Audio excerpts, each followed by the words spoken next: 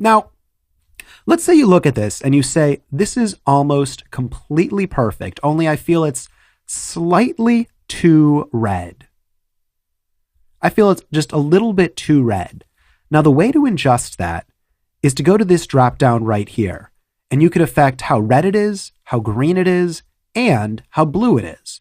So I'm going to go to red, and see this little point in the center right there? Of course you do. You're looking at it.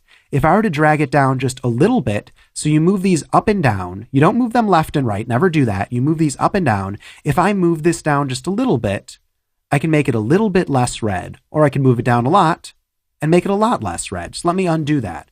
And in fact, let me go into each of these and just kind of play with it a little bit. Make it a little bit less green, a little bit more green. Go in here, make it a little bit more yellow, a little bit more blue. All right, there we go. Now, something to note about these three drop downs, and then we'll go back to fixing other pictures and we'll make it good. And you'll be like, yay, color correcting, how much fun I'm having. I assume that's how you talk. Something you should note is if you make something more red, you're actually making it less cyan. So let me undo that. So in other words, if I drag it this way, I'm actually making it more cyan. If you make something more green, you are actually making it less purple. And if you make something less green, you are making it more purple. And as one last thing, if you make something more blue, you are actually making it less yellow. What in the world are you talking about, Jeremy, is probably what you're asking yourself right now. So let's go back to our handy dandy color chart. File, open recent. One nifty thing about the color wheel right here is you can see this taking place. If you make something less red, it becomes more green. If you make something less purple, it becomes more yellow. Less orange, it becomes more cyan. You can see it happening right there. Or actually, let me show you an example that you can actually pull up right here. So I'm going to go into color balance. Here we go. And you can see the chart right here. In order to make it less red, you need to make it more cyan. In order to make it less green, you need to make it more purple. Now, why is this? Can't you just take out the red is probably what you're asking. But if I were to just take out the red, here's what would happen. So let me actually go into something that I haven't shown you yet. And I'll show you this a little bit better later when it's a little bit more relevant. So don't worry about how I'm doing this. But if I were to just take out the red, this is what would happen. The red parts of this would just become far more blander, or they would become less saturated. Or another way to phrase that is their chroma would decrease. But that's a confusing way to phrase that. So it's the difference between taking the red in an image and decreasing its chroma, and taking the red in an image here. Let me go back here.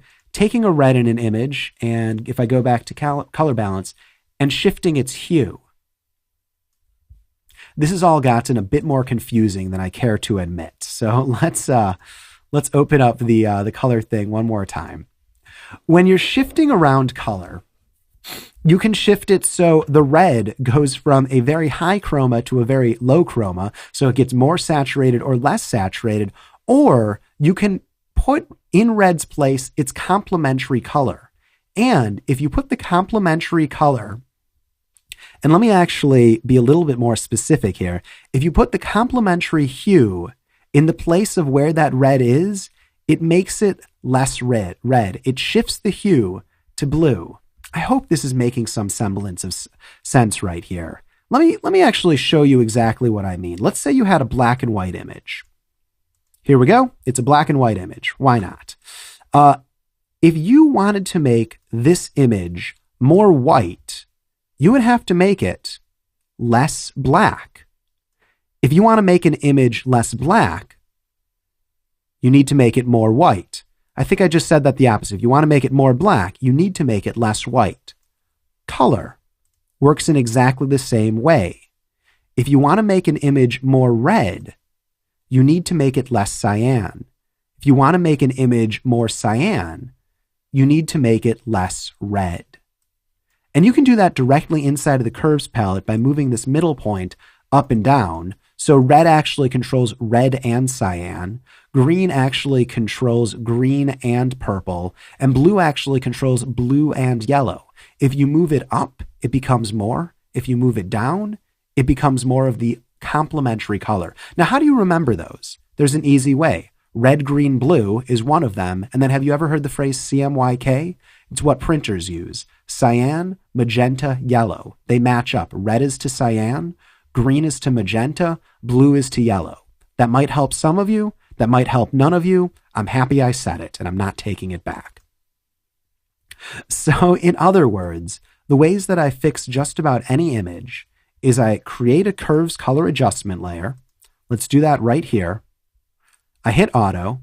I say, oh no, that's not the auto I want. That's gross. I go to auto options, go enhance per channel contrast. And if that's good enough, I say, okay, that was good enough. If that's not good enough, so let's go to something like this. I go to curves. I hit auto. I say icky gross from the default options. I go to enhance per channel contrast. I say that is not good enough. So I set a white point, way too white. And I use Alt to make me figure out where the white point I want is. Not white enough. Not white enough. Never mind. That looks pretty good right there. I set a black point. So maybe this. That looks like it's a little extreme, but it looks pretty good to me. And let's set a midpoint of this right here. I don't like how that looks. So where would something else be? Maybe this? Definitely not that. I'll kind of guess a little with these. And, you know, it's a little bit of playing around. There is an art to it. It's not all math. I think the microphone right here looks pretty neutral. And while this is actually pretty neutral right here, I kind of like the stylized colors that were happening. So I'm going to undo that. I'm going to get this neutral right here. I'm going to undo that. I'm going to play around with it a little bit. And even though it's just 3 clicks, it's the right 3 clicks. And I tend to go a little bit too extreme. So maybe I'll increase the lights, decrease the darks, and then just bring down the opacity on that layer right there. And just in that, it went from this to this. Let me show you that again, because that was a whole lot of different steps. Don't save. Strawberry blue channel. All right, so I'm going to go here.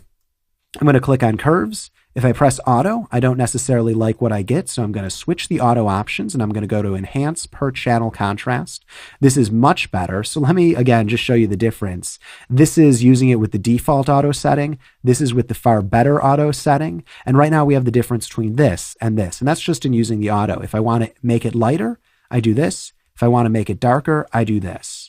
So something you'll notice is when I'm just on RGB, this makes it lighter, this makes it darker. But when I'm on the individual color settings, it actually shifts the hues themselves. Don't worry about why this is happening. Just be aware that this makes it lighter and darker. So this will make it lighter. And these individual drop downs will either make it more red to more cyan or any of the other things that I've listed in the past. So let's get rid of this right here. Don't save it and go right here. I'm going to go to here, curves, curves, auto. Auto doesn't make me all that happy, so I'm going to try the other version of auto. You'll notice there's 4 versions of auto. I really only like to play with this one, enhance per channel contrast. And sometimes I'll set the clip up a little bit more. And already that's all right, but I'm going to actually set a white point. That's way too white, so I'm going to go down here, hit Alt. Let's see what happens when I go right there. I'm going to set a dark point. So that looks pretty good right there. And I'm going to set a midpoint. What looks like a neutral gray to me? Maybe this? I don't think that did anything. I'm just going to click randomly in this image and see what happens. And we see different results happening. I'm pretty happy with this. It made it go from this to this. Now I could push this even further, and that's exactly what I've done in the past, but we're just going to make it go from that to that just in 3 clicks. Now you're probably saying to me, all right, Jeremy, I get this. I'm clicking the white, I'm clicking the black, and everything's becoming slightly better, but I still don't quite understand what's going on in the curves panel. So let's go to curves, and I'm going to try hitting auto. I'm going to go here. I'm going to go to auto options. And what I say to that is, honestly, for now, don't worry about it. You're just getting started in Photoshop. Just be aware that this is the best way to do it. And this is the panel that gives you these 3 eyedroppers right here. Now, if you finish using these 3 eyedroppers and you're not completely happy with it. So let me actually affect what I think the midpoint is. There we go. That's much better right there. If you're not happy with it, and if curves is seeming a little bit too confusing for you, and you know what? It is the most advanced tool you'll find in color correction in Photoshop.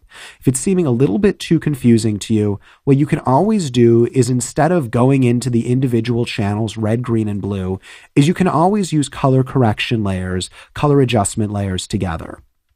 So I could then add a color balance to on top of this and make it so all of this is more red on top of this. You can always stack them on top of each other. That is an option.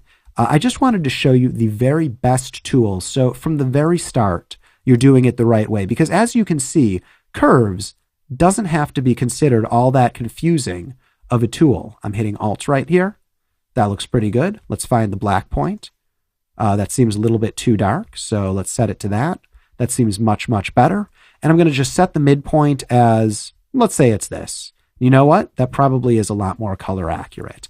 Oh, by the way, the last underscore in the name is where I've been getting the pictures from. This is their, they set it in the Creative Commons, and this is their handle on Flickr. So please do go to their channels. I very much appreciate their contributions. So one last one. And then what I'm going to do in the next video is show how you can do something such as change the color of a t-shirt inside of an image. So I'm just going to go to auto. I'm going to set the white point. I'm going to set the black point. You know what? Those all look good. Let's just set a neutral gray point. There we go. A single click. Get it going from that to that. I'm pretty happy with that. All right. In the next video, I'll show you how to change the color of a person's t-shirt inside of an image.